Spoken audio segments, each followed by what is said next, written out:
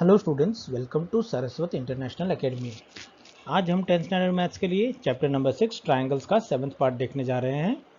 Last part में आपने similarity of two triangles के लिए अलग अलग जो क्राइटेरिया थे उसके बारे में स्टडी किया था और उसके रिलेटेड एग्जांपल्स को हमने स्टडी किया हुआ है लास्ट वीडियो में। तो अब हम बात करेंगे what is the relationship between the area of two similar triangles, और उसके रिलेटेड एक थियरम है। वो थियरम आपके प्रूव दैट में इस बार एग्जामिनेशन में लिया गया है, बाकी से सारे थियरम्स कैंसिल किए गए। दो थियरम रखे गए हैं, उनमें से एक थियरम ये है। तो इसका प्रूव दैट हम आज देखेंगे कि आपको कैसे एग्जाम पेपर में इसे लिखना होगा। इसी फॉर्मेट में आपको इसे लिखना है, ठीक है। ये फॉर्मेट आप याद रखिएगा, मैं पेपर आपको बताऊंगा कैसे करना है इसके लिए, ठीक है। तो स्टार्ट करते हैं आज के वीडियो को।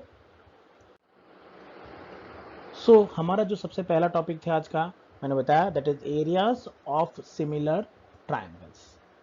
तो सबसे पहला थियरम आज पढ़ेंगे जो हमें बताएगा कि अगर दो ट्रायंगल सिमिलर हैं तो उसके एरियाज के बीच में क्या रिलेशन हमें मिल सकता है। So the theorem is theorem number 6.6 which is denoted that the ratio of the areas of two similar triangles is equal to the square of the ratio of their corresponding sides। ये मुझे कहना चाह रहा है कि अगर दो triangle similar है तो उनके एरिया का जो रेशियो मिलेगा, that ratio is equal to square of ratio of their corresponding side. मतलब करस्पॉन्डिंग साइड का हम रेशियो निकालेंगे और उसका जो स्क्वायर करेंगे वो आंसर, और दोनों के एरिया का जो हमने रेशियो लिया था वो आंसर इक्वल होगा। पर कब? जब हम स्क्वायर साइड का रेशियो लेके हम स्क्वायर करेंगे तब जाके मुझे इसका area of two similar triangle दिख सकता है। चलिए, मुझे एक डायग्राम की रिक्वायरमेंट है तो मैंने एक डायग्राम बना दिया है यहाँ पे। बाद में मैं कंस्ट्रक्शन कैसे किया है वो आपको बता दूंगा। ये अभी नॉर्मल डायग्राम मैंने लिया है। यहाँ पे दो ट्रायंगल है मेरे पास, ट्रायंगल ABC एंड PQR। तो सबसे पहले मुझे गिवन है कि दो ट्रायंगल्स आर सिमिलर। सो सबसे पहला गिवन पार्ट जो होता है वो क्या होगा? That given part, it is triangle ABC is similar to triangle PQR। चलिए, टू प्रूफ क्या करना है? That to proof that it is area of ABC over area of PQR equals to AB by PQ whole square equals to BC by QR whole square equals to CA over RP whole square।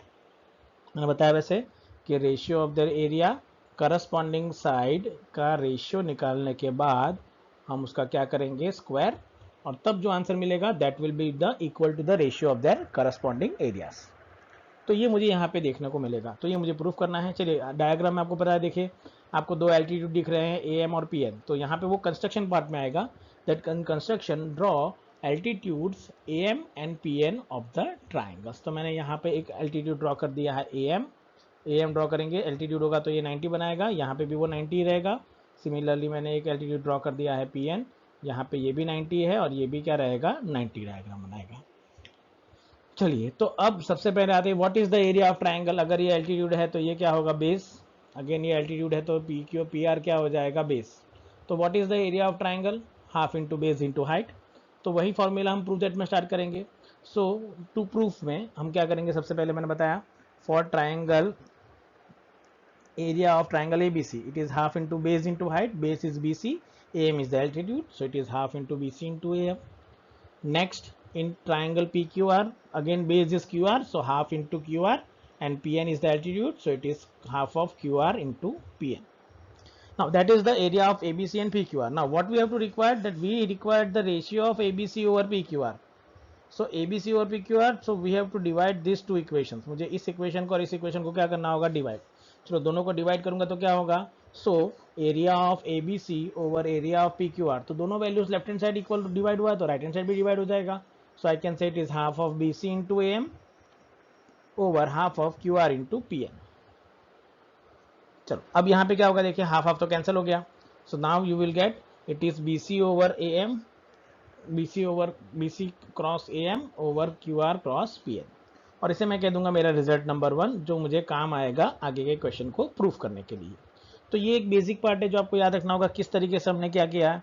Similar proof करने के लिए एक altitude draw कर दिया, altitude के ऊपर हमने base दे लिया है और उसके अकॉर्डिंग मैंने दो एरिया का फॉर्मूला निकाल दिया है फॉर ABC एंड PQR, और मैंने दोनों का रेशियो निकाल दिया है, जिसे मैंने कहा है मेरा इक्वेशन नंबर 1 है।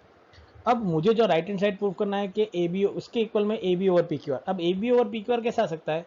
अगर मैं लिख दूं कि AM ओवर PN की जगह अगर BC और QR आ जाए तो मैं डायरेक्ट लिख सकता हूं कि it is BC square over QR square which will become BC over QR whole square.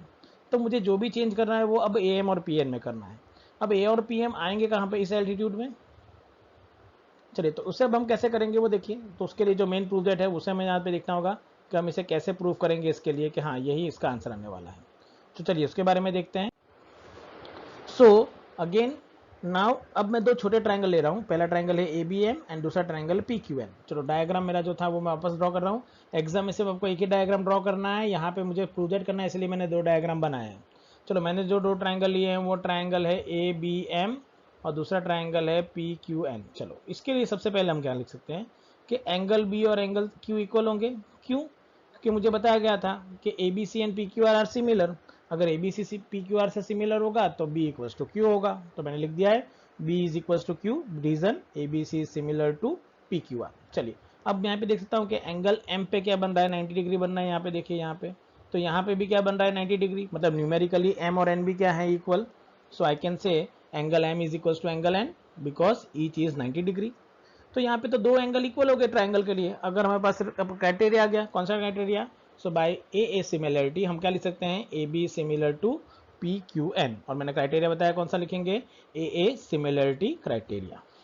So ABM similar to क्या हो गया, PQN। चलो ABM सिमिलर टू PQN हो गया तो आप यहाँ पे तीन रिलेशन लिख सकते हैं एक्चुअली। सबसे पहला रिलेशन आप लिख सकते हैं कि it is AB over PQ, similarly BM over QN और equals to AM over PN। चलिए आपको रिक्वायर क्या, देखो AM का रिक्वायर होगा, PN का रिक्वायर होगा, क्योंकि वो पिछले प्रूफ दैट 1 में थे। और AB PQ ट्रायंगल की साइड है, मतलब ये दोनों का पार्ट का भी आपको क्या होगा, रिक्वायर। मतलब BM और QN मेरा इस में कोई भी रोल प्ले नहीं कर रहा है इस केस में। तो मैं बस इन दोनों को लिख सकता हूँ साथ में, ये लिखने की आपको जरूरत नहीं है एक प्रूफ दैट के लिए।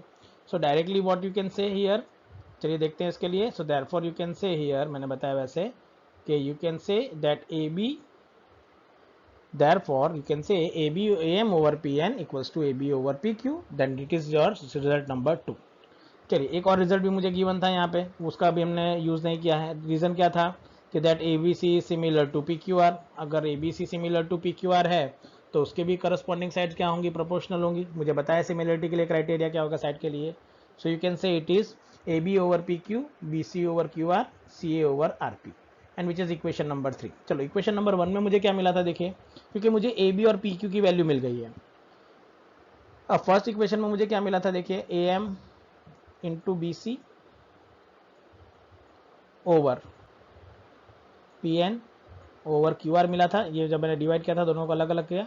अब मेरे पास AM की वैल्यू AB और PQ के फॉर्मेट में है, और BC ओवर QR को भी मैं AB और PQ लिख सकता हूं। समझ में आया क्या होगा यहाँ पे। सो देयरफॉर पहले सबसे पहले मैं क्या करूंगा, BC को रिप्लेस करूंगा AB ओवर PQ से, इक्वेशन नंबर 1 में से।